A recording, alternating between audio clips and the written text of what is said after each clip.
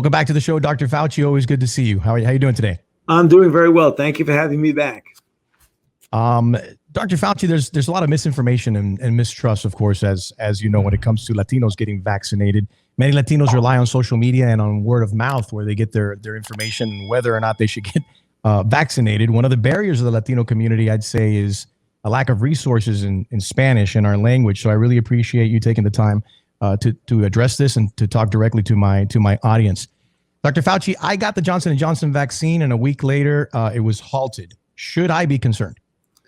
And the answer is that the risk of the adverse event that led to the pause in the J&J is minusculely small.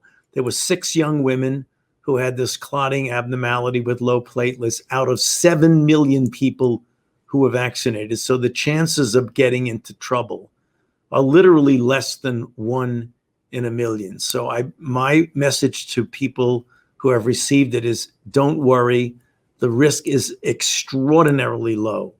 And it depends on who you are. For example, most of the people, 6 of them were women, and they were young, between the ages of 18 and 48.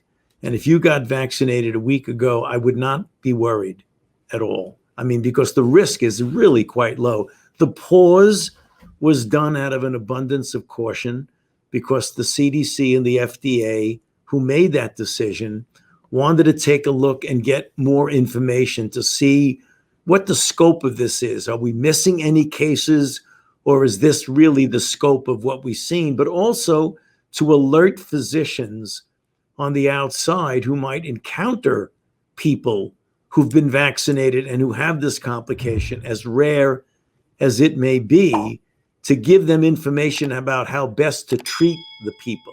So again, this is a very, very rare complication that should not interfere with the vaccine program of a very efficacious vaccine.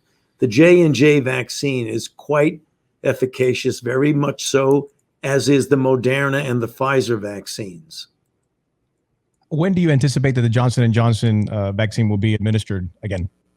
Well, I believe that by Friday, this coming Friday, literally 5 days from today, that we will have a determination. I don't anticipate that they will extend this any longer, but they will make some decision. They could either get it right back to where it was, or they may get it back with some warnings or some minor restrictions for people. But they won't let it back unless it was clear that it is safe.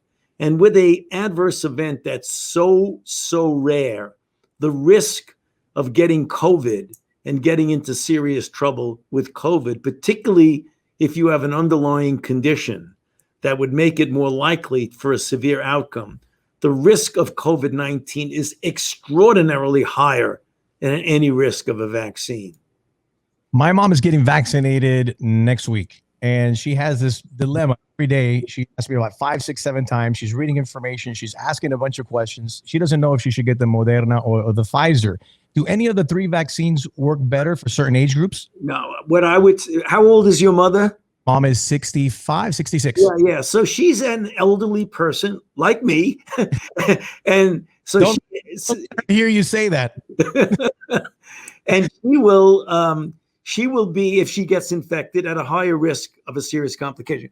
There is no difference. What I would tell your mother is take the one that's the most readily available to you. Don't be trying to shop here and there. Just if you can get one as quickly as you possibly can, get that one, because all 3 of them are highly efficacious. Dr. Fauci, we know that Black and brown people, Latinos and Blacks, have been disproportionately affected by the virus here in the United States. How concerned should we be about the new strands that we hear of? Well, right now, the most dominant strain or variant is 117. And fortunately for us, that one is covered very well by the vaccine.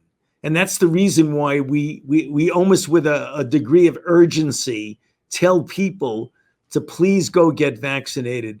The 117 variant, which is one that was originating in the UK, transmits much more readily. And we believe that's why we're seeing these surges of infections in some regions of the country. There are other variants there that have maybe less of a capability or actually are less protected by the vaccine. But almost all of them have, in fact, all of the ones that we've identified, even if the vaccine does not prevent you from initially getting infected, it absolutely protects you against getting severe disease, which might lead to hospitalization. So no matter how you look at it, whether you have a variant that we can knock out of the park with the vaccine, or whether there's a variant that might be a little bit more problematic, at the end of the day, vaccines will protect you from getting seriously ill.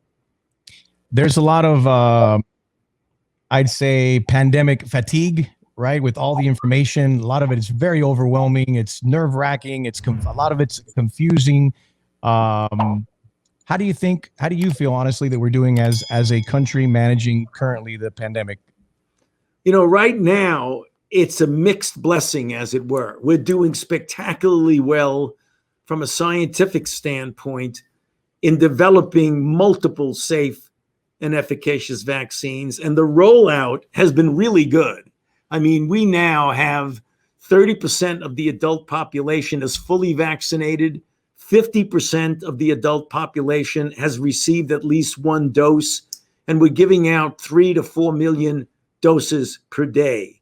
Every day, Enrique, we get closer and closer to having better control. However, there are still pockets or regions of the country where people don't want to get vaccinated, or they're putting off the recommendations for public health measures. They're getting rid of mask mandates.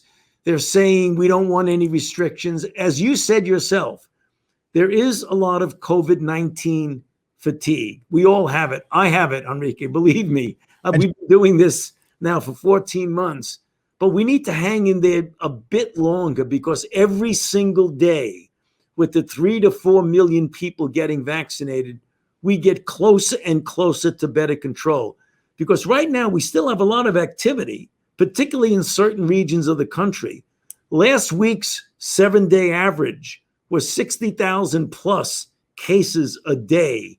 We've got to get it way, way down. When you follow it in the newspapers or on TV and you look at that level go down and down and down, if it keeps going down, we're getting closer and closer to pulling back on some of the restrictions. But as long as it stays high up there in the 60,000s per day, we have to be very careful. We don't want to have another big surge. Half of Americans, like you mentioned, have already at least received one vaccine. Let's talk about that other half, the people that are reluctant to get vaccinated. For example, I saw an AP poll last month that 40% of white evangelical Christians refuse to get the vaccine. It could be for religious reasons, or a lot of people think that it's government control, or any number of different theories. What would you say? What would you say to them? What we've got to do, and we're doing, is we're getting trusted community people, that those people who are in the trenches trust, to get them to understand how important it is for your own health, for the health of your family, and really almost for your civic responsibility to the community to get it protected. And you want to hear from people like sports figures, trusted people like yourself that the community relates to, clergy and others, to get people to realize that obviously this is not any government control. This is a public health issue. 560,000 people in the United States of America have died from this.